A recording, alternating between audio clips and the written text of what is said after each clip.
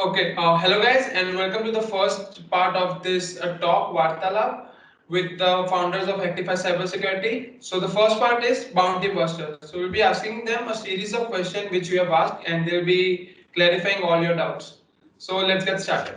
So I want to know that how did you guys start your Hacktify Cybersecurity journey, or how was it? Hacktify Cybersecurity, firstly, when it was started, so we couldn't rely as this was a startup. We faced a lot, right? We had a job which was very secure. Rohit used to work with ICICI Bank as a security consultant. I used to work with Zing HR as a mobile application developer. So we started Hacktify. We had a vision to do something. Me and Rohit belong to the same college. We have completed our engineering from Surat, Gujarat, wherein we get an opportunity to work as for a company which was related to cybersecurity trainings, and we were interns there. So at that time, we started learning about cybersecurity. We got a platform to speak. We got an opportunity to do webinars, seminars for that company. So this is how we started our journey in cybersecurity. But then slowly and steadily, we got into this profession. I was a developer. Rohit was into security testing. So this is how we were working. But then on weekends, what we have decided was that we'll take weekends. We'll try to find out some people who are interested in learning more about cybersecurity. So this is how we started doing community sessions, the free sessions every Sunday. We used to book a hall wherein we used to invite few people to discuss about cybersecurity, what did they think about it, and how they can enter into this. So this is how we started guiding few people, and then they said that why don't you take us through the full course? We haven't had full course at the moment, but then we started making it. So this is how it started. It was something which was part time for weekends. We used to love the session. We used to wait for weekends, and this is how we started. And slowly and steadily, the discussion went huge. A lot of students from different places, they used to travel and they used to come for those events wherein we used to teach people, and we also gave them the opportunity and the platform to speak. So this is how we started. First, Rohit left his job and went full time into Hacktify, and then when things were stabilized, we were able to take out the income what we were getting from our salaries. So then we started Hacktify Cybersecurity. That was never into our plan, but somehow uh, yeah, that was some one thing that we were enjoying and we were loving the most, the weekend events. So we wanted to keep that limited to such events, but then slowly, with the push of everyone into the discussion that we used to call, they forced us a lot that why don't you, why some other people, and we also felt that there is lack of practical knowledge being spread towards the community. We were getting a lot of students who have completed courses from XYZ Institute, but they were not compatible enough with the industry standards. So we tried filling the gap between the industry and the student, but then it was on the very small scale. But now today we have courses spreading around in 150 countries. We have more than 50,000 students. It all started randomly, I would say.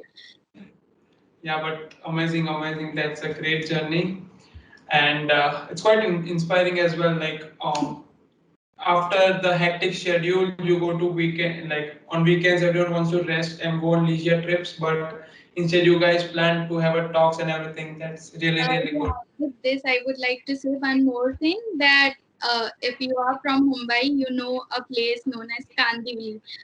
And Rohit used to work in Thane, Hiranandani, which is way far. You need at least 2 hours to travel. So he used to travel for 2 hours to complete that 2 hours of session. So, which is a commendable thing. I stayed nearby. So for me, it wasn't that hectic. But for him, instead of resting, he used to take up this, and after those hectic 2 hours of travel, he used to take session for next 2 hours. So yeah, he has worked a lot hard to Isn't it make like traveling in Mumbai traffic for 2 hours to and fro? Like that's amazing, amazing. So yes, Kifa has almost said everything correct. Uh, Hacktify was never a plan at the first point, but we felt somewhere that yes, at times when we also wanted to learn about cybersecurity, at we were at our initial level, we saw that there was not a lot of resources present at that time, but there are a lot of resources now. Nowadays you can just get anything on the internet. Everything is available, but at our times we are not that too old still, but things were a lot segregated. So you have to collect a lot of things from the ocean and collect it at one place, and then start learning about it. So we felt this. Second thing is that we also saw about the conventional education, which does not teach about the industry, what actually is needed. So me working into the industry, I was working with different banks into the critical infrastructure. So I knew what actually VAPT is, what is the importance of it, and how to handle it. So I said, Chief, we have to make this knowledge available to all of those freshers, to make them skilled freshers. So once they come out of their colleges, they do not have to like go hunt for walk-ins, or maybe just sit at home and prepare for some exams and get demotivated or disappointed. So the main motive of starting Hacktify was to bridge the gap between the conventional education that does not contain the industry-oriented practical knowledge. And yes, we have been doing very good till now. At least what we have heard from students, they Yes. really like the work that we do. Of And course, of course. so That's really I'm good. happy. Yeah. Yeah. I've like we have received many DMs when we announced that we are like inviting you for a talk. So we got a hell lot of DMs saying that we want to join as well. Is it live? Is it Instagram live? We want to ask questions and everything. So like people were very excited to have you. Thank you. Okay, so we'll start with the questions. How to develop hacker mindset? Okay. I would like to take this question. So it's a very common and interesting question, which has been asked a lot of times by a lot of people who just want to start their journey in ethical hacking in general, or cybersecurity, or bug bounties. The most important thing that I believe to have a hacker mindset is, first of all, curiosity. If the person is not curious about things that he's going to learn in his path or his journey, then he cannot learn a lot of things, because infosec is a journey which is something which is growing every day. So every expert is a beginner every day. So if you're not curious about reading, if you're not curious about knowing the new attack vectors or the new CVEs or new 0 days, then obviously you will at one point of time become outdated. So the first and the most important thing is curiosity. In general, curiosity is important for everything if you want to go in any other stream as well. Second thing is automation, which I believe. Pick up any programming language, which is important, and do not do your work or do not do the same thing twice. If you're doing the same thing twice, basically what you're doing is you're not becoming 100% efficient. So yes, learn automation. For that, you need to pick up any one programming language. Second thing is learn the fundamental concepts or the basics of everything. A lot of people think that if they do not have a formal education from a college degree, let's say cybersecurity college degree, they are not good enough to be into cybersecurity, or they cannot go to a long run in infosec. It is totally not like that. People who are from a normal degree or a normal technical background, who does not even have a technical degree, people from BSc, from computers, sorry, from commerce, etc., they are also doing excellent. So clear the fundamental steps. The basic foundation is very important. Learn about Linux, learn about networking, how things work, how devices are connected with each other, etc. So these are some of the few points that are very important. And the last point that I would like to add is always think towards the community, because the community is what it has given a lot to us. And yes, we are from the community. We are using at least 70 to 80% of the software or the type of services that we use into our day-to-day life is from the community. So yes, you have to give back to the community. That makes you a good hacker. Yes, yes, very well said. I believe the same that curiosity and creativity both are very very necessary when we are into the infosec community. So the next one is this one is pretty common. Which doc are helpful for bug bounty? I would like to take this up because these things are hosted on my own GitHub repository. So what they can do is they can just type in on Google Shifa123 GitHub and they can directly get a list of bug bounty docs which are very important. So what we have done is we have taken it from GHDB. We have filtered out what are the required docs. Especially for bug bounties, we have selected so many keywords like vulnerability disclosure, swag, bounties, etc. So what they can do is they can just go to Shifa123 GitHub. They'll get my DB doc repo, and then from there they can easily access those docs. Yeah, that's amazing. Thank you so much.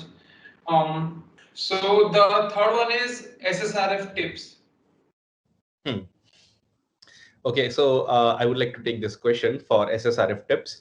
SSRF is one of the most brilliant, I would like to say, vulnerability that is identified in the wild, because the severity of this bug is actually very good. A lot of people struggle in SSRFs. First of all, the full form of SSRF is server-side request forgery.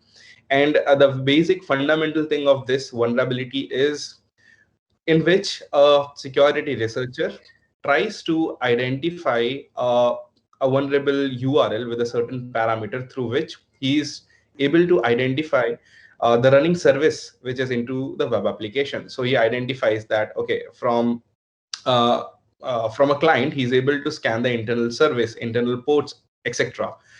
In SSRF also, he is able to scan other servers as well, which are not running into the same infrastructure, which are not into the same architecture. So yes, that is the main reason SSRF is important.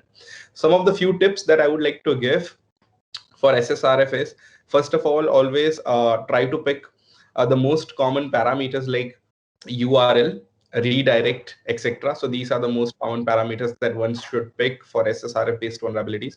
If you are able to identify open redirects, try to escalate to SSRF. Just do not submit open redirects. So this is one mistake that a lot of people generally do, wherein they can make their bug to P2 or P1, but they instead submit it for P3 only. So one more tip that I read on Twitter from Doggy G, one of a very good, excellent bug bounty hunter for SSRF, because his unique class of vulnerability hunting or the attack vector that he likes is SSRF. So one of the tips that I read was downgrading the HTTP version, that is 1.1 to 0.9, and removing the host headers, because at that time HTTP did not support host header. So remove the host header and downgrade 1.1 to 0.9. So this is something which has worked a lot for many different programs. A lot of people do not know about this. So yes, I have used this particular tip, and yes, I have been able to bypass a lot of SSRF filters. And the last tip that I would like to share is for bypassing SSRF filters is just do not use the loopback IP just to get connected to the localhost server. Try to encode it, use IPv6 notations, use decimal notations, etc. This many times helps because lazy developers, they just put a regex of 127.0.0.1 that can be easily bypassed using encoding. So these are few tips. That's amazing. Thank you so much for the tips. So next question we have, bug bounty is full time. Your opinions? Can I take this? Okay. Yeah, sure. Okay, so according to me, bug bounty should not be taken as a full-time career option, because I feel that you need security. When you have a lot of responsibilities, you cannot rely on one thing which is not so sure about. You don't know, after trying for weeks and months, you will end up getting bounty. So for security, for survival, at least you need to have a part-time job. Maybe if you're not comfortable in full-time, take a part-time job at least for your survival. Apart from this, bug bounties can be a hobby, can be something that can make you a lot rich. We all know about it. Bug bounties has done tremendous in these days, and a lot of researchers have earned a lot of amount. But still, if one would ask me about this, so my suggestion would be that do not take it as a full time, because for survival you do not know that when the bounty is gonna arrive to your door. It can be tomorrow, it can be after a week, it can be after 2 months, it can be after 2 years.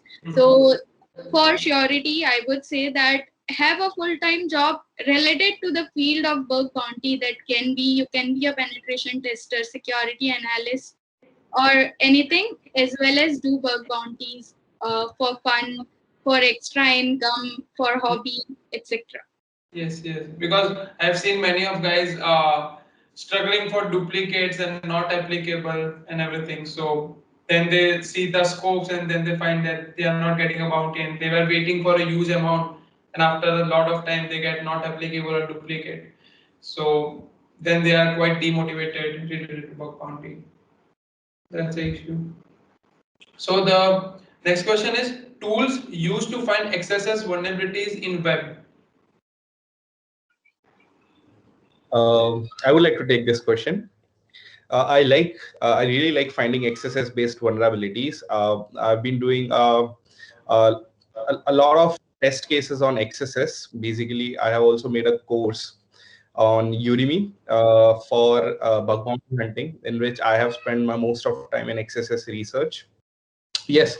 So a few of the tips that I would like to give is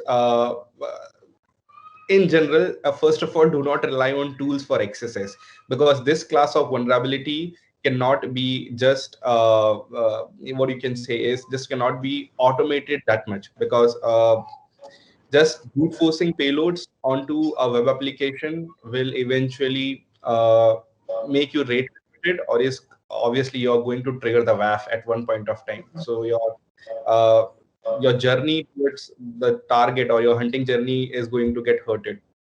But still, yes, you should find some unique ways to identify at least the parameters which can be vulnerable, which are at least not encoding the special characters at least. So this way we can reduce our workload by doing little automation, so that we can use now those parameters or URLs to identify XSS manually. So there are a lot of tools. I really like Tom Nom Nom's tools. KXSS is a very good tool to identify if those parameters are being encoded, or those special characters remain as it is after going to the server, obviously. So I really like KXSS, and I use it into my day-to-day routine. When I get those URLs from Wayback URLs or GAU, I put it to KXSS and identify and filter those URLs which are not filtered. And then I move ahead with identifying manual XSS. There's one more tool. This is Nox by Brute Logic. It is again a paid service. I like that service as well, because sometimes it has identified very unique payloads. So I really like Nox as well. There is one more service. The tool name is Dalfox. I have been seeing this tool recently and been using it. So it is efficient enough to identify blind XSS. So we can use Dalfox as well. You can implement that into a day-to-day routine, in which you feed all your URLs to Dalfox, and it is able to do the job for you. But again, at the end, the best thing about XSS is hunting it manually or crafting your payload manually, because that is the best thing about XSS, to craft and to make your own payloads. Yeah, correct. I agree with you completely. So the next question is, give me your bug bounty mind map. That's easy. That's hosted on hacktify.in/mindmap.png. So they can just visit this URL and they can get the mind map. Yeah, so that's pretty good. Yeah. Okay, so this question is really, really important, I feel. is in-depth programming knowledge is really necessary to be in bug bounty hunting? Okay. I have worked previously as a developer, so I would like to answer this question. That in-depth programming language, if you do not know initially, that's okay. We are fine if you don't know the syntax of Python, Java, JavaScript, etc. Uh, it's okay to not know each and every language that is running in market, but it's very important to understand what the piece of code is trying to portray. If you do not know that what this code is doing, then maybe you will end up brute forcing a lot of payloads on an website which is not accepting that kind of character. Let me explain you this with an example. Let's say a simple code says that into the search bar there should be no special character allowed. This is a very simple code which is written, which escape all the characters, special character that you enter into the search box. If you don't know about programming, so you might keep on entering the special characters payload, which will waste your time, and eventually you might be demotivated at the end that why my thing is not working, I'm not a good bug bounty hunter, so on, so on. So instead, if you know, you are able to understand a piece of code, so that makes more sense. You will neglect and you will avoid so many things which can waste your time, which can make you do a lot of manual work. So yes, understanding any one of the programming language or all the programming language is important, but it's okay if you don't remember how to define a variable in different programming languages. That's okay, but try to understand that what a piece of code is trying to say. So with this, you can start your bug bounty hunting journey anytime. Don't be a hardcore coder. Just understand each and everything that is written in the form of program. Hmm. So basically, we should know that where our data is going and how they are encrypted or how they are reflecting into the web page. So, as sir said, that will help us to craft our XSS payload as well. Perfect. Yeah.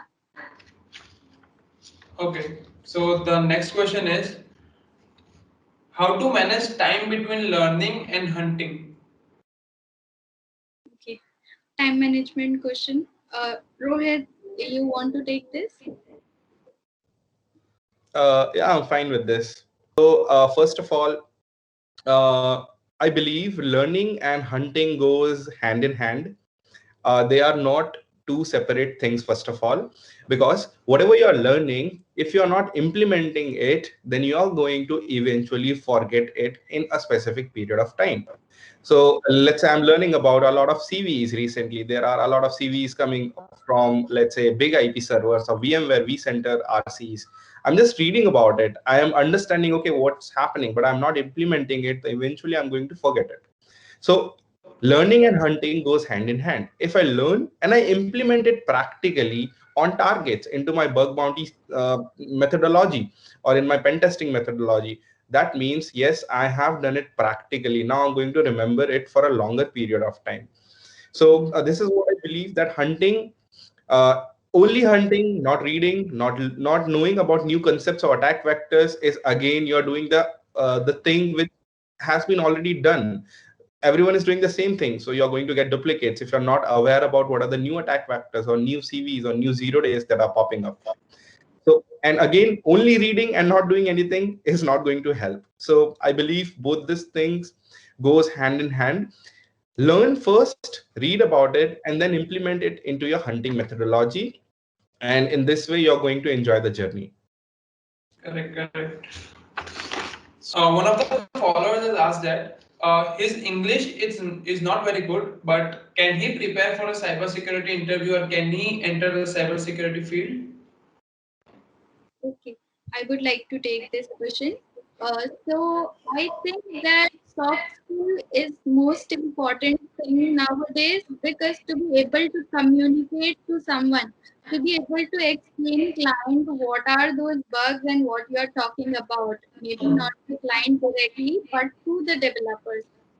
We may use Hindi or any other language, but soft skill plays very important role, not initially to be in an interview. If I am an HR, if I am a founder of a company and I want to hire, I do not really care what the student or what the candidate is not able to, the language is not comfortable with.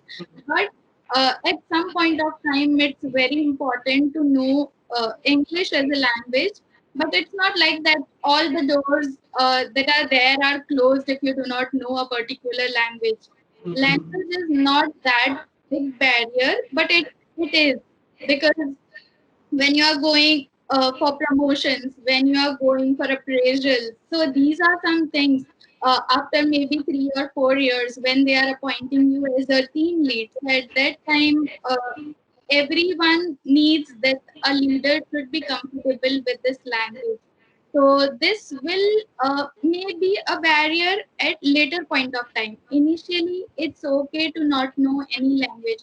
No one will tell you that you don't know English, so you're not eligible for cybersecurity job, because you are not into the telecalling part or a call center which requires your communication to be very strong. You are into a technical domain which is cybersecurity. You know you have enough skills, you have bug bounties, you do a lot of hall of fames, but don't forget that you have something which is weak. You have to work on back of your mind, not from day one. You have to be very good with English, but keep this thing in back of your mind that I have something to improve. Daily and daily learn more about the things. Try to frame sentences. I am sure that if you are able to write that I am not good with English, you are good with English enough. So be confident about what are the things that you know. When you heard about that this bug access that we are going to come and you have to do, so I think your English is already good and you are able to understand a hell lot of things. So you already know, the thing is that you are not so fluent to speak about it. So work on those reasons that why you are not able to frame a sentence in front of anyone. If you are not confident enough to speak in front of everyone, speak in front of mirror. This is what everyone says. Speak to yourself. Speak to the one whom you are comfortable with. Replace your Hindi words with English. So this is how you will start learning about it. Not initially, it will be a big trouble to get into cybersecurity, but when you get promoted, when you get clients, you might know a lot of things, but you are not able to get the words from your mouth that okay, these are some points I wanted to portray. So which will eventually make a bad reputation in front of clients. To me, being an internal person of your organization, know that this person is sound in technical, but to be able to present yourself, you should know this particular language. So I Exactly. would say that you already know it. Just that try to speak it in front of everyone. Yes, yes, yes, sure, sure. Thank you so much. Okay, so the next question is, how can a student from non-CS field apply in job of pen testers? Okay, again, I would like to take this because I am more towards the job handling part. When a person from our institute completes the education, I am the one, the contact person to whom they say that, ma'am, what about job? What can we do next? Do we have any? So, all the job questions, I am better at that, and technical part, the whole technical department has been handled by Rohit. So, according to job, I would say that nowadays everything is going online. We know we used to connect for physical meets. Now we are connecting for virtual meets. A lot of things, even the small and medium scale business, have now shifted online. So what has become more important is security about their websites, about their application, about the product they are selling. So for that reason, they need a lot of cybersecurity researchers and engineers. Now we'll not call only the engineers, because there are a lot of position for cybersecurity person. So now they have relaxed the position. Even I have talked to the MNCs. Now they are also fine with the person who has completed BCom, BSc, BCA.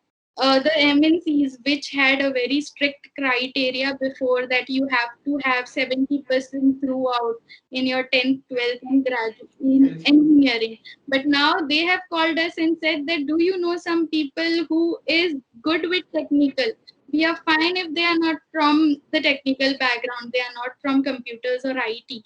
So this has opened a lot of doors for a lot of freshers from different backgrounds, because we are in huge need of the cybersecurity consultants, as everything is getting online, everything is now shifting. Uh, some or the other way, we are moving to a digital world, and to safeguard this digital world, we need a lot of security consultants. So yes, there are a lot of doors. This is a very right time to get into cybersecurity. This particular year and the next coming 2 to 3 years are the most crucial years to get in cybersecurity. Make your position secure, even if you are from different background. Learn about this skill. So this is how you can enter in. Yeah, that's amazing. So we had 2 to 3 queries, and they were from medical background, but they were interested in some this bug bounty thing and cyber security. So we asked them that why you are so much into bug bounty. So they said that it is our passion, and we would like to grow in this field, even though we are from biological background. So we thought that the cybersecurity craze is really going high, because we never thought that a guy from biological background would end up in cybersecurity or bug bounty field.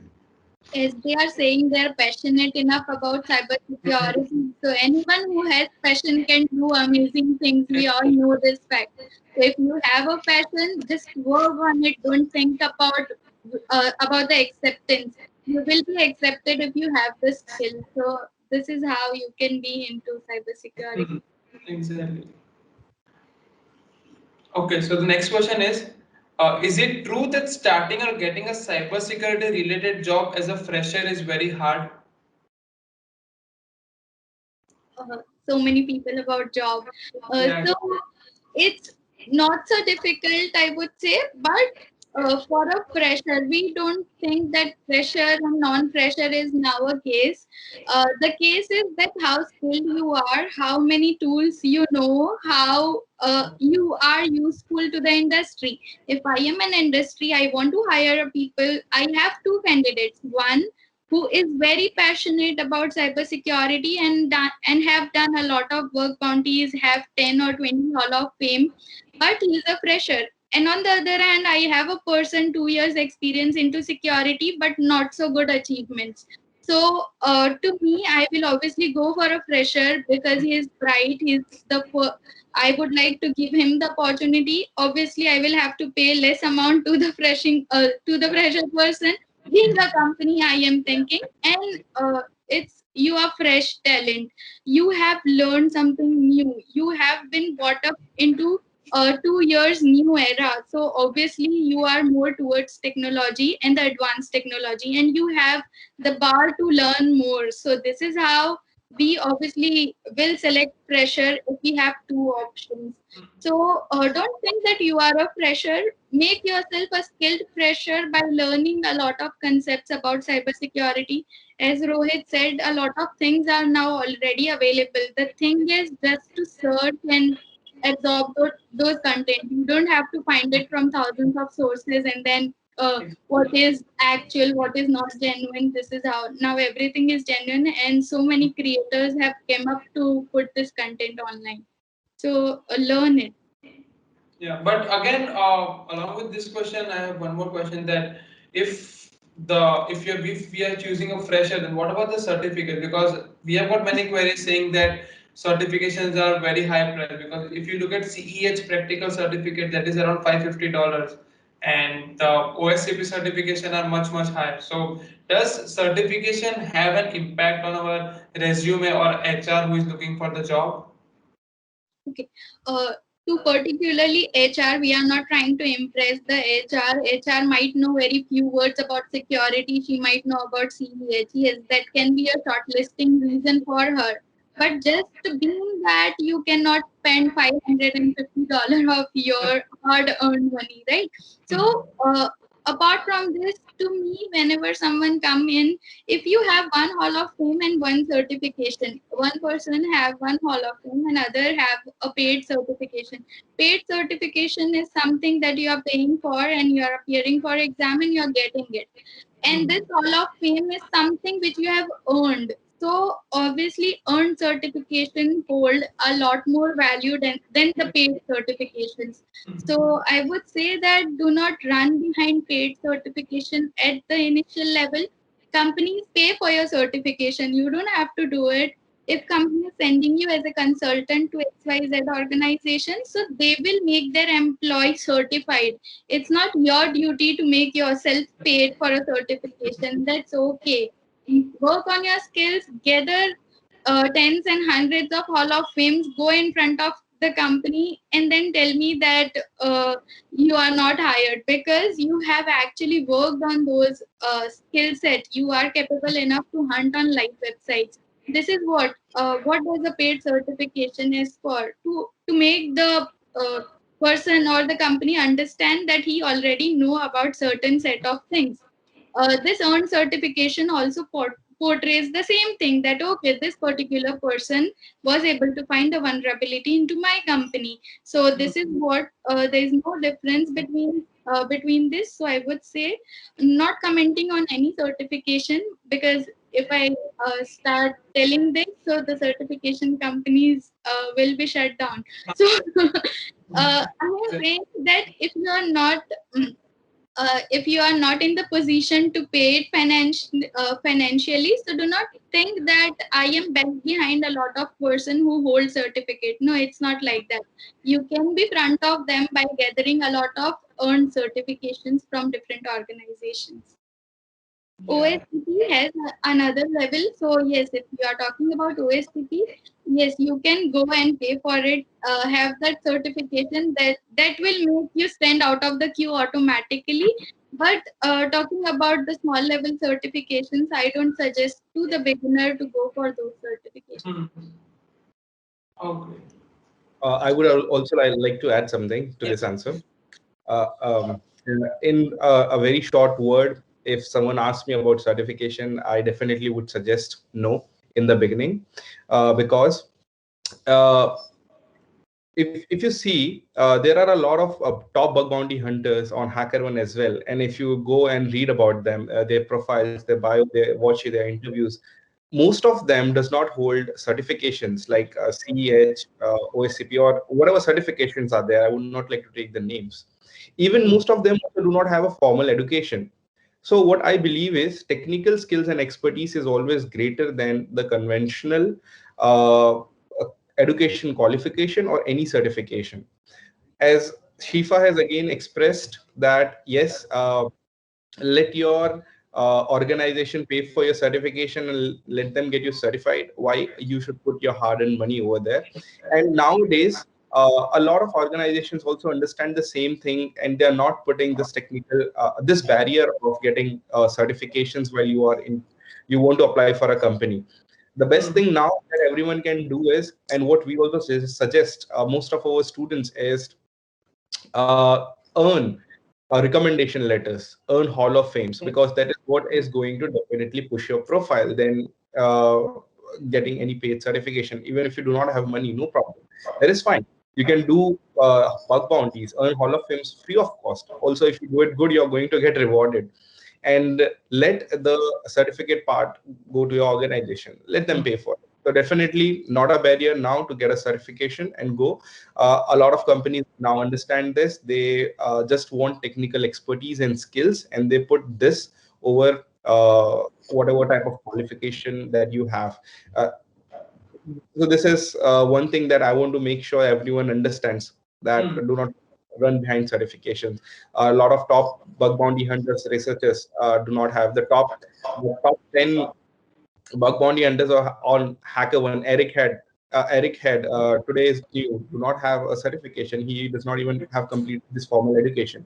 So that does not make you a small guy if you do not have certification. So just keep this in mind. Learn that thing. Try to increase your technical expertise and skills. Certifications eventually helps you in the long run. They are just the icing on the cake. anyways, your technical skills are your cake. Agreed, sir. Completely agree with you. So the next question is for Rohit, sir. And someone has asked that who is your role model? Okay. I have never been asked this question for my role model. At the first point, there are a lot of people from whom I have been inspired, starting from my parents itself, and a lot of people into the community. I respect a lot of good researchers about the research that they have done, the tools that they have made, and a lot of people who have contributed to the community as a whole. So I really respect all of them. There is not just nitpicking one of them. Obviously, I would not like to take any names because all of them are huge contributors to the community, and I really like every one of them. They have motivated a lot. Again, I would like to pay my gratitude to Shifa as well, because she has also been a very good motivator in Hacktify, because I alone would have not been done a lot of things and come till this journey so far. So yes, Shifa is again a very great motivator.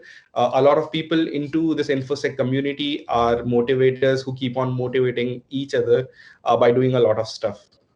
Just not a single name, a lot of peoples out there.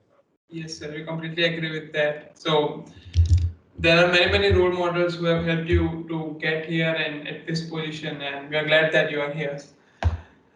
So the next question is how to keep ourselves motivated if we do not find any bug or we are continuously getting duplicates or out of scope and everything. If I can take this up, so I would say that uh, first of all, why do you feel that you are demotivated? You when you start expecting from something that okay, tomorrow morning I'm gonna hunt for $500 bounty. This is an expectation you are doing from yourself. That's good. That's a sense of competence with yourself that okay, I am capable of doing something, but do not put a target on the number of reward you are going to receive, but put a target on something that is countable. Let's say I'm going to hunt accesses on 5 different websites tomorrow. Don't think about the reward which may come, may not come, which may lead to the demotivation. Start preparing or making the targets that okay, tomorrow morning 5 accesses, 5 reflected, 5 stored. So this is something which will make you more workable, which will make you more active, which will create a sense of competence with yourself, which will obviously increase your learning curve.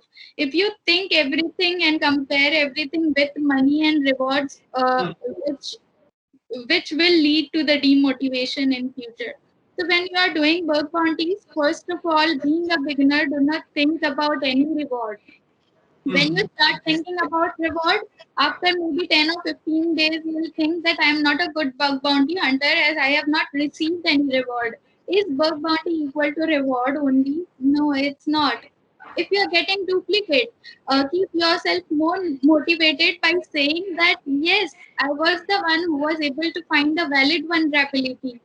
Yeah, it's duplicate because someone else has submitted the report before you. So that's not a demotivation. That's a motivation that you have found a valid bug and company is accepting that okay, your bug was valid, but you were slightly late to report us. There was someone else who have come to this position before you. So it's not a demotivation. You have reached to the end and you have made a good report which they were agreed to accept. So if you count everything with money, then obviously you are going to get yourself very demotivated with bug bounty. Do not think about anything initially. Yeah, eventually you can think of it that okay, now you are into this stable position, you have earned enough swags and letters. So now you can think of getting rewarded. You can think of increasing your scope. Do not stop learning in between. Think about your learning that okay, tomorrow morning my thing is that I'm gonna learn about SSRF attack and I'm going to find out on 5 different websites. This is an easy target. You will be motivated slowly and steadily, and this way you can increase it to the reward part. But from the day one, do not think that, okay, hunt on Apple, get $5,000 in hand, and you are done. No, the things It's doesn't not, work like yeah, this. exactly. Completely agree. Because many of the newcomers in bug bounty, they are like that. We saw on Twitter, we saw on LinkedIn that people are getting $550 or $100 or $200, and some of them write the tagline that boom, P1 in 5 minutes. So like everyone is lured into that, right? That in 5 minutes, if you are getting $1,000, then who would not like that? But Yeah, that so is what not the they case. I don't think that this 5 minute things are really good or they are really important, because P1 are something which are chained or the RCE thing and everything. So there are many examples out there that new freshers are into the wrong direction. So how will you tell them, or how will you support them? You like do not fall for this kind of things and grow up step by step instead of going directly from 1 to 10. Okay, so hacking is first of all not a lottery or a treasure which is kept somewhere and you just have to go it and collect it. It's not like that. Okay, so the person when he's putting that P1 in 5 minutes. So did you saw about his experience into bug bounty? Did you saw that what efforts he have put to go to that position? Did you saw about his profile? What previously he have done? It's not a luck thing that okay, in 5 minutes I'm gonna get another P1 bug then which I'm going to report. No. If you see about the experience, do not start comparing yourself with a 5 or 10 years old bug bounty hunter. This will not make any sense, and you will end up losing yourself into the bug bounty world. I don't want you to lose yourself. Make yourself so that start doing small achievements, achieve your targets, help government secure their infrastructure by reporting to them. Start with open bug bounties, go to the private Google Docs, then slowly and steadily go to bug crowd, HackerOne, Apple, Google, and so on. So Exactly. this is the first thing I would say, that do not start with Google, make yourself demotivated and never do bug bounties at all. No, bug bounty is not difficult, but there is a way to do it. You cannot start with the most difficult thing and you expect that okay, tomorrow morning I'm gonna be the millionaire. No. Exactly. So things take time. Yeah, things Patience is take the key. time. And consistency, hard work, patience, you need a lot of things. Exactly, exactly. Okay, so now we can go for the next round or the next thing into this, and it is known as Chit-Chat, and we'll be inviting one of our followers and they will be interacting with you. So I'll be adding them now. Okay, so Raj, you can now have a word with Hacktify guys. Thank you. Hello, my name is Rumen. I have a few questions that I want to ask you. Uh, the first question is that which certifications do we have to complete for getting the priority on jobs basis on cybersecurity? Okay. I think we have already answered this question because this was a very common question. So we have just answered it before you were added to this call. Just recapping everything, there is no specific certification that is going to make you stand on the first position or the first priority in the 10 people's queue. What actually is important is the technical skill or the technical expertise that you have, rather than what educational background you are from or what certifications you hold. I have seen a lot of people, uh, including students who are not from a technical background, they are from commerce, arts, they are still getting very good jobs. And yes, now as we are connected to in the industry to a lot of MNCs, now they have also changed the criteria. They're just not very specific towards getting B graduate. They are fine with a student who has done commerce as well.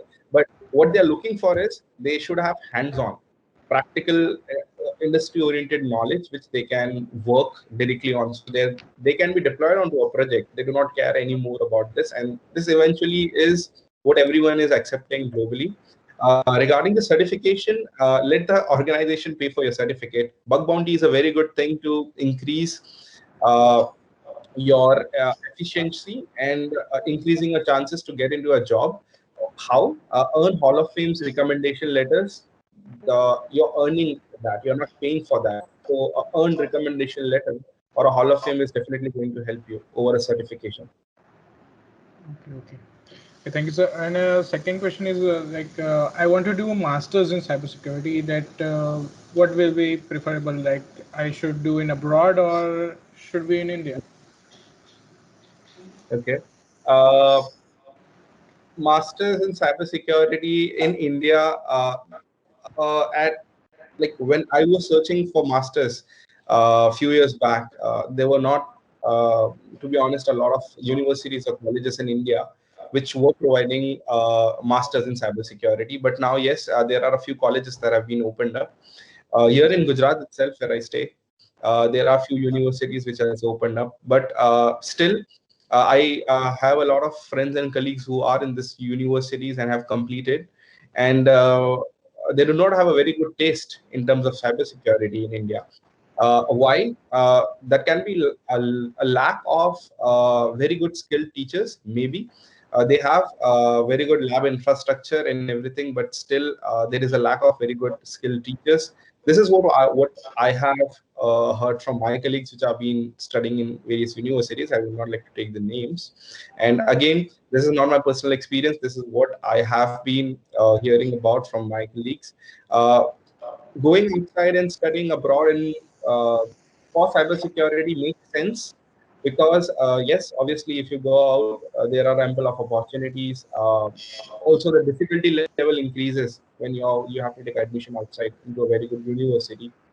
Still, as I have not experienced this, maybe you can definitely ask or you can discuss this question with someone who has been studying cybersecurity, doing masters in cybersecurity in India or abroad, who will be able to give you a very good answer. Okay, thank you, sir. And the last question I have that how can we find internships in in India to in cybersecurity? Sure. Ashifa, if you're there, you can take up this question. Okay. To find an internship about cybersecurity, we recently have posted about internship. If you know that we provide internship in collaboration with Virtually Testing Foundation, which is based in USA on the topic cloud virtualization networking.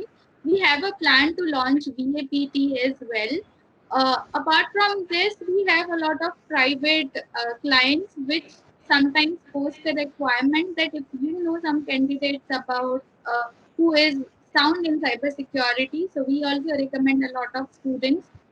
Recently, 6 of our students is placed in an MNC being an intern, and they are getting a very good pay compared to what a normal internship can give you.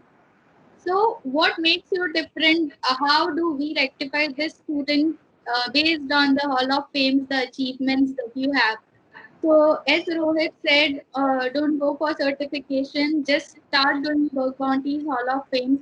Nowadays, some of my students also have experienced this that a lot of HR now keep their eye on LinkedIn kind of platforms, wherein they don't go into much process. They don't post about internships very frequently onto their wall. Instead, what do they do is that, okay, I saw a person having a Hall of Fame, maybe from Oyo Rooms or maybe from any other website like Nika or any other. So let's say that they have posted about the Hall of Fame onto the LinkedIn wall. So the HR saw this that, okay, this is a person who is good with something known as bug bounty. So why not we contact him rather than taking thousands of interviews from candidates? So a lot of my students have received calls from many good organizations from cybersecurity being an intern. So what do they do is they now call you directly, they message you, they DM you saying that are you available for the internship or a job or a pressure level for experience level. So now they don't go much into the process. Instead, they have shortened the process. So I would suggest you that start doing work bounties. when you do it, don't keep it with yourself. Post about it. Not the screenshot of the amount you have earned, but about the bug. How did you find it? How did you thought that this can be a reason? Do not disclose about the website name if the company doesn't allow you to do so. So many things you can do. Write a blog about it. Help other developers fix the GitHub code, and you can do a lot of things. Write a Medium blog, so the HR and everyone will run behind you. You don't have to run behind them anymore. So they'll come directly to you saying that okay, you are suitable for this position.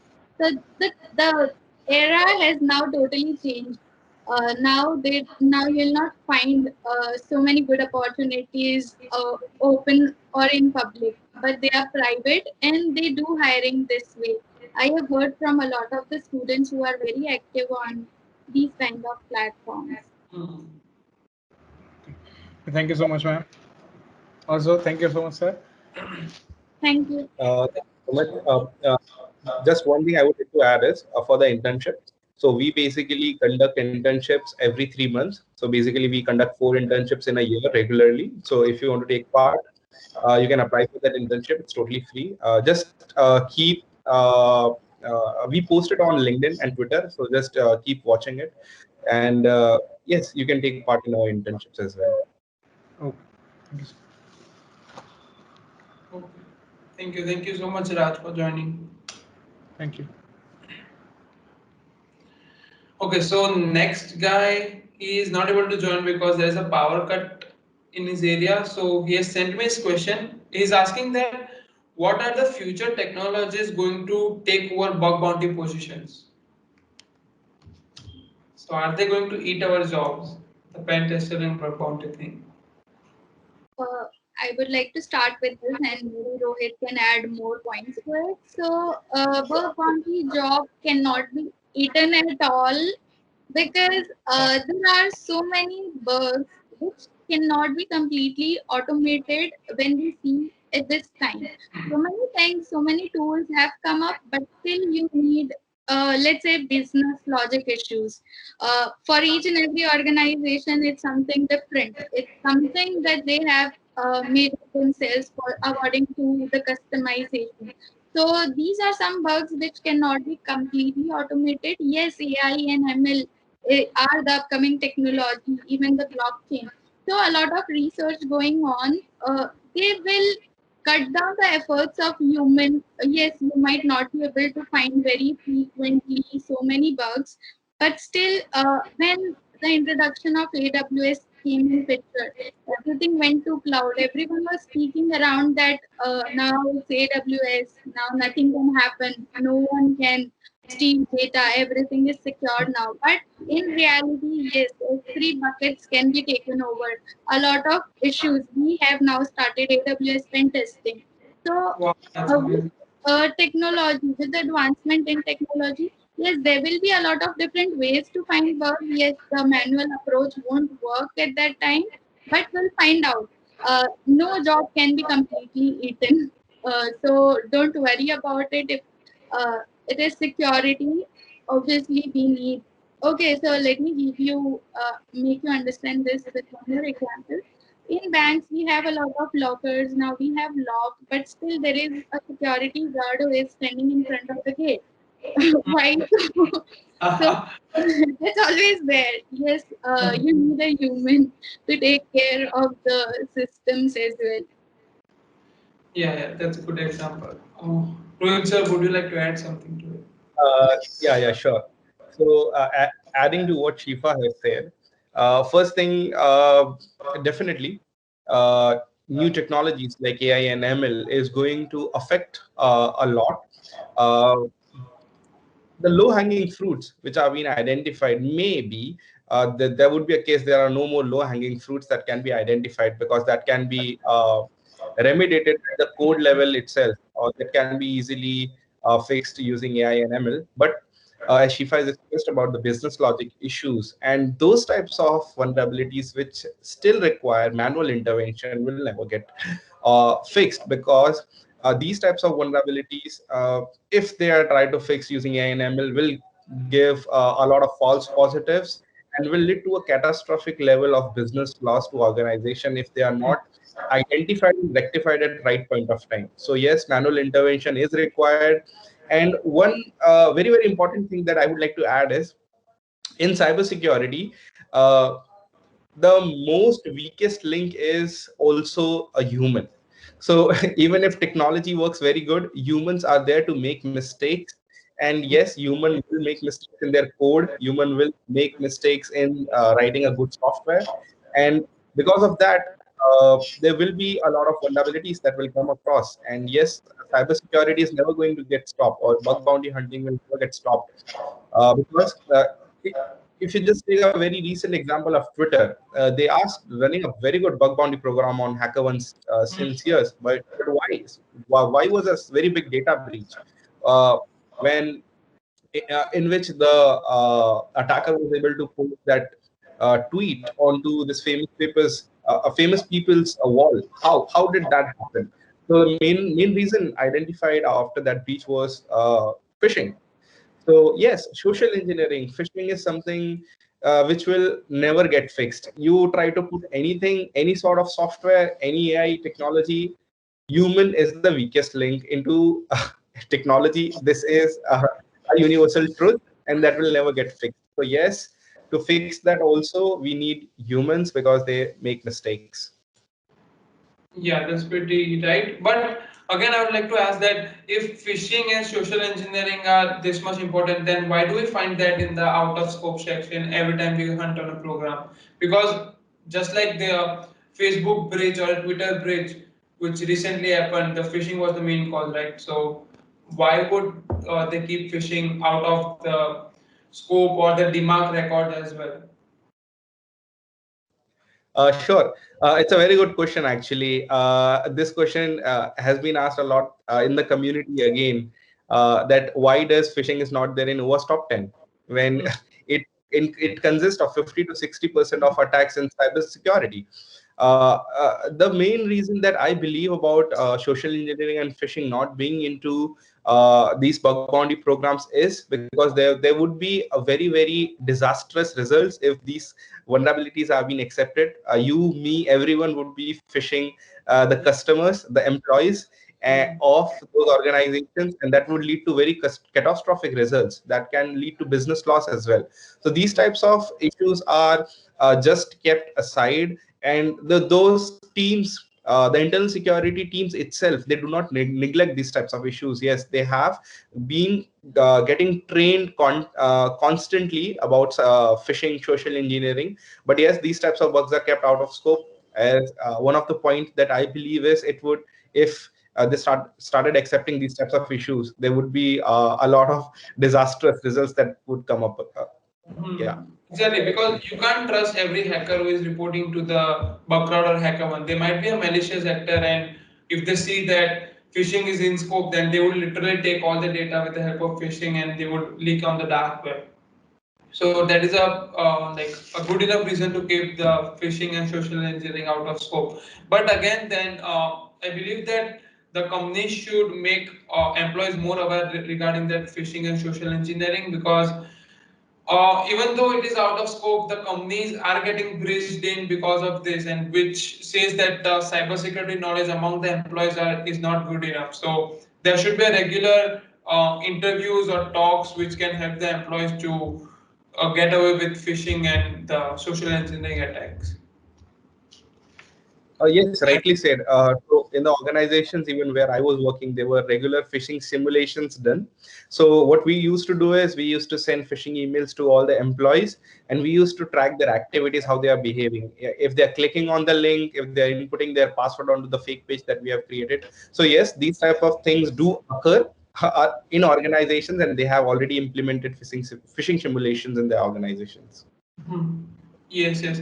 And one last question before we end this round. I would like to ask that how do you feel about the DMARC record issue? Because I have seen many guys on LinkedIn and Twitter posting of the DMARC photo. I think they have around $50 bounty or the duplicate issue or whatever. Because I, like, when I started my bug bounty journey, I did report DMARC, but not in such a great manner that I'm taking each one and putting up in the MX toolbox and reporting this. Like, I don't feel that DMARC is a great issue that needs to be solved if you have a XPF record.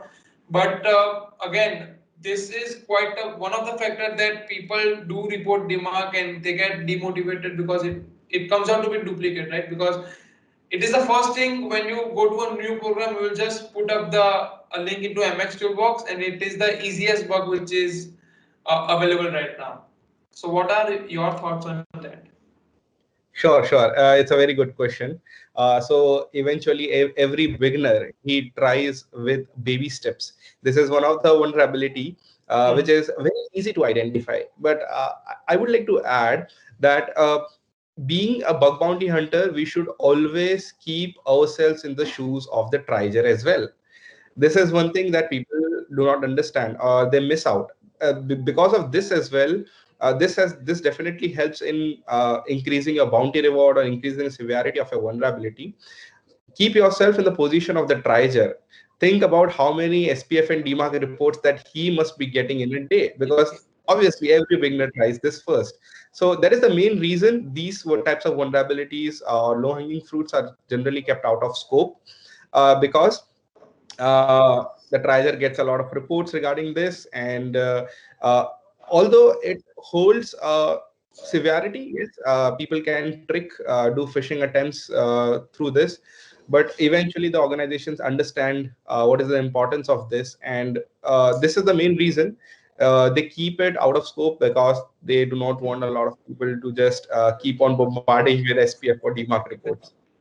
But then again, I feel that if you are reporting a DMARC issue, then one must should get the meaning of DMARC, like if the value of P is none or quarantined or blocked. But many of time when I ask the students or other thing that when you reported the DMARC, did you get to know that why you are reporting or why it was vulnerable? So then they say that no, we don't know about the DMARC record, but we just saw that DMARC was not enabled, so we reported it. So this is quite a wrong thing, because even if you are reporting a rate limit or RCE, you should know that why you are reporting this and why this issue is so severe.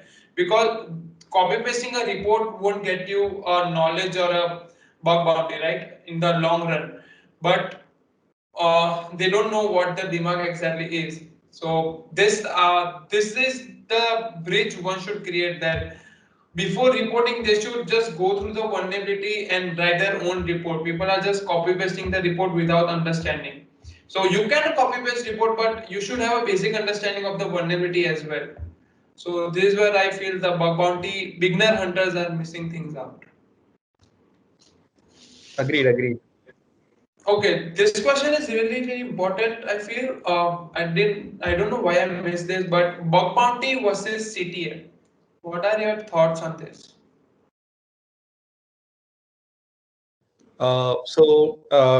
Definitely CDF are again important. I personally do not play a lot of CTFs. I do a lot of bug bounties activities. I've been teaching actively in bug bounty community as well. It depends totally on the individual. Again, CTF are a very good resource to increase and sharpen their skills, and this is proven that yes, some of the edge cases that one sees in CTFs or solves helps in bug bounties as well. There are a lot of reports and a lot of research that has been done on this, that yes, those edge cases helps you in bug bounties as well often. Uh, Again, there are a different class of people who only like to play CTFs. There are different class of people who like to do bug bounties. There are a class of people who like to do both the things. I believe whatever you like, you can definitely do it. If you like to play CTFs, do it. It is not like that. Both the things are totally different. Eventually, CTF, what it does is it builds your mentality, it builds your methodology of how you're going to find the flag. And I believe somewhat the same methodology applies to bug bounty as well, because you need to find the right flag. By this, I mean is you need to find the right vulnerability. You have to hit the right uh, methodology, or you have to apply the right payload, or you have to like dig out where the flaw lies. So yes, eventually it helps. So it it builds up your very good sense of understanding of an overview about cybersecurity. So definitely CTF helps. And the people, I have seen a lot of people who just want to put their efforts and earn from their efforts. They do not like to play CTFs. They just only want to do bug bounties. So again, as I said, it depends on individual's choice what he wants to do, but definitely CTF helps in bug bounties as well. And I feel that if you are into bug bounty, then you can anyways go to the CTF competition because you have that knowledge and you can at least put yourself on a leaderboard as well. So that is the thing. So we are done with two of the rounds, and this third one is my personal favorite, this or that. And so you'll be getting two options, RCE or SSRF. Now you need to choose one from them, and you need to explain why you are choosing that. So we'll start with Rohit sir. Sir, your first question is RCE versus SSRF. Yeah, definitely RCE, remote code execution. Why RCE? Because obviously RCE is the best class of vulnerability one can report onto any bug bounty program, or one can identify while doing a pen testing uh, cycle, or pen testing any particular program. Remote code execution basically gives you the most amount of access that one vulnerability can give you. If you take compare it with different vulnerabilities like XSS, CSRF, etc., you just basically do not own the application itself, the web application, but you own the whole server. So basically you can navigate into the directories, or you can go anywhere. You can just even get the source code of the application or different applications. If there is virtual hosting done onto that particular server, you can basically get hold of that as well. So you get access to different applications as well, the whole server, the database, etc. So I believe RCE is one of the most crucial and critical vulnerability.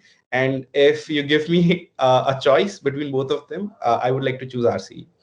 But then, how do you feel that what is more easy to find, RCE or SSRF? Because if you can find one RCE, it will get you around $1,000 or 1,500. But if you find 10 SSRF, which are much more easier than RCE, it would give much more amount than the RCE $1,500. So Correct. if that's the scenario, then what would you like to Uh, do? so again, it depends on each individual.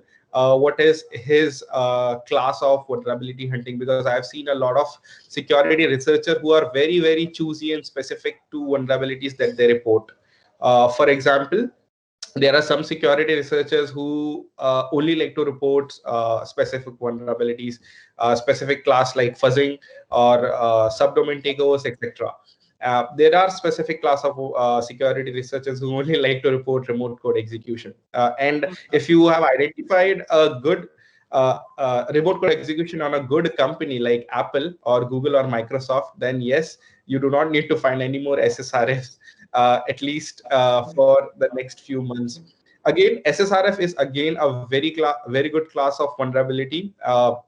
It is not that easy to find out as well, but comparing RCE and SSRF, yes, RCE is on priority and a little bit difficult than identifying SSRFs. But SSRF, yes, again, it is not that easy. It is a good class of bug, pays you good, falls under the P2, P1 category if you're able to steal the metadata or sensitive files.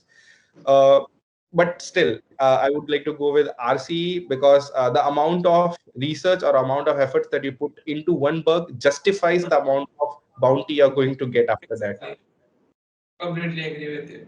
So the next one is for Shifa ma'am. It is S3 bucket takeover or subdomain takeover. I think it's a sub part of it only, that subdomain takeover. When you specifically talk about Amazon takeover, it comes S3 takeover. So yeah, S3 I like. I think both these things relate to each other. If I am not wrong, I think there is nothing to choose between because both of But these things. there are not many website uses Amazon Cloud Service, right? Not Okay. many have S3 buckets and everything. So if given a choice, would you rather go for the website having a Amazon S3 bucket or the normal website having subdomains? Okay. Okay, so AWS takeovers because they are easy to take over compared to the Okay. other services that we have today. So many of them, even they have fixed the code level of the website itself so that we are not able to take them over anymore. But with S3, we are still able to get the access of the bucket and we can host a static website. And I have personally done it on Apple. So yeah, I like yeah, I have received $1,000 for that. So I like AWS S3 takeovers. That's amazing. Okay, so the next one is for Rohit sir, and this both vulnerabilities are low hanging fruits, but if given a choice, what would you choose? Clickjacking or HTML injections? Okay, I would like to choose clickjacking above HTML injection. There are specific reasons to that as well. Okay. Compared to the amount of severity that one can cause is more in clickjacking. Why? Because I can make sensitive actions onto a web application using clickjacking. For example, delete account. If there is a functionality of delete account and if it is not properly authenticated or if there is no iframe protection over there, so yes, clickjacking can do more destruction than HTML injection. Just making HTML injected onto a web page and making the user look like this is a real message or phishing, something like that. I think clickjacking can make more impact, and if exploited properly, can give justify a very good amount of bounty compared to HTML. Exactly. And I have personally used your, I think, clickjacking POC GitHub repository as well. Yeah. That is an amazing tool because many a time it happens that when you just put out on an iframe injection and you put a text that attacker can put any message here, but instead of that, your GitHub repository has the drag and drop option of login as well. So that creates a more severe, and it can earn you a good bounty as well. So that is an amazing page that I visited.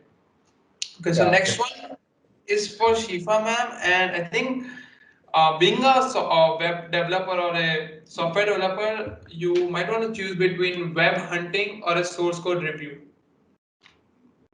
I more like web hunting personally because source code review becomes boring sometimes. You have to go through thousands of lines of code. This is why I am into security now because I am not towards more development anymore. When I compare these two fields, my journey into development towards my journey in cybersecurity, I personally enjoy the security part and I don't know for what reason, but I enjoy that because there's always a lot of things to learn in this, and with the advancement in technology you get to learn the new 0 days, the new CVEs, you get to learn a lot. So even though I am a developer, I'm not justifying Yeah. the development job very seriously anymore. Now I am more towards security and I love the web hunting part. Okay, so when we were discussing internally, like the bug access group, we really thought that you would use source code review instead of web hunting, but I this was a think whole opposite of it. Mhm. What Okay, about but my answer? yes, One sir, please. What about my answer? Okay. No, sir. You were on the top. Like no, the first one we thought you would take SSRF because they were pretty easy to find than RCE. But then you give a good answer that why would you choose RCE because that need a good amount of research and everything. So If you we would thought that have SSRF would be a good asked, one. if you would have asked me, I would also have selected RC. It's not always about the money, but it is something that SSRF anyone can do. But RC is something that very few people are able to find it out. So I do not generally compare each and everything with the amount I'm going to get. So 10 SSRF, maybe anyone in the community can find out, but one RCE is obviously equal to 100 SSRF. So yes, Yeah, RC makes sense. it's sometimes a dream of security researchers Yes, to. to have Mhm. Exactly. find RC. Actually, one of mine as well. I have not found RC right now. I have I found SSRF, but not RC. Okay, so the next one is for Rohit sir. What would you choose if given option, request smuggling or parameter pollution? Uh, Actually, it's a difficult question. I really like both the vulnerabilities. So because the significant amount of efforts and the impact as well as the justified bounty is almost equal for both the vulnerabilities, but still I would choose parameter tempering, right? The second option was parameter tempering. Yes. So parameter tempering, and it depends on the individual how he tries to escalate the parameter tempering. If in case uh, the program is a banking application, and if I'm able to identify parameter tempering on one of the key functionalities, so let's say adding amount to my wallet or my bank account. So this is the most critical business logic issue that one can identify, and yes, again, it is going to justify a very good bounty for that. So I believe parameter tempering, if done and escalated properly, will hold more priority. Again, the first class of bug is also important, but I would choose hunting parameter tempering properly. Okay. So we got you wrong here. We chose request smuggling. That we thought that you would choose request smuggling. Actually, you are So getting us wrong. Sab सारे questions में ना. yeah, exactly. Maybe S3 takeover would be the one you have selected. Hmm. So the next and the last question is for Shifa ma'am. Rate limit or open redirect? Obviously, rate limit. Uh, right Yeah. है आपका. Yes. Okay, I would select rate limit because this is something which will be more severe, which holds a lot of impact.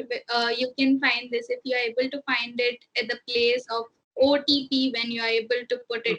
So you directly get in authenticated and you directly go inside the application. So now you are the basically you have the whole authenticated access, so which is a lot more severe, as well as if you are able to do it on the forgot password kind of field, if you are able, if the particular website is not rate limiting you, so obviously you are going to get a lot more impactful bug than open redirect. So yeah, rate limiting would be my answer. But what about if I can redirect victim to my phishing page and he can directly enter the password and the email address, and if that website is not having any two-factor authentication, then without any rate limit or brute forcing I can get the account access. Yeah, that can be the reason, but according to me, my choice would still go towards rate limiting attacks, because there are multiple ways to find it, and there are a lot of places. Now, if you would have seen from Rohit's video and from recent Instagram and other reports, which says that the IP bouncing thing, yes, the things were rate limited, but once you bounce the IP, so there are a lot of new cases wherein I feel that this is something interesting, and this can create more losses than a normal open redirect. Yeah, as you said that when you are being redirected and a lot of things, but we have the policies mentioned. So open redirect, I do not generally find it very frequently, but rate limiting is something which is very close to me, because when I started, the first bug that I found was rate limiting. So this is close to me in that sense also. So I would Yes, go with yes. this Yes, one. perfect. The first one, like the first report or the first bug is really special to a researcher. Okay, Uh, so uh, yes, uh, yes. am I allowed to add something? Yes, please. Okay. I believe Shifa justifies rate limiting because uh, doing race conditions as well, it gives you much more a severe impact on the applications than a simple open redirects. Also, why developers can easily mitigate open redirects, but it becomes very difficult to properly mitigate a race condition bug. That is the main reason why a lot of researchers recently, even an Indian researcher was able to get a very huge bounty from Microsoft for race conditions.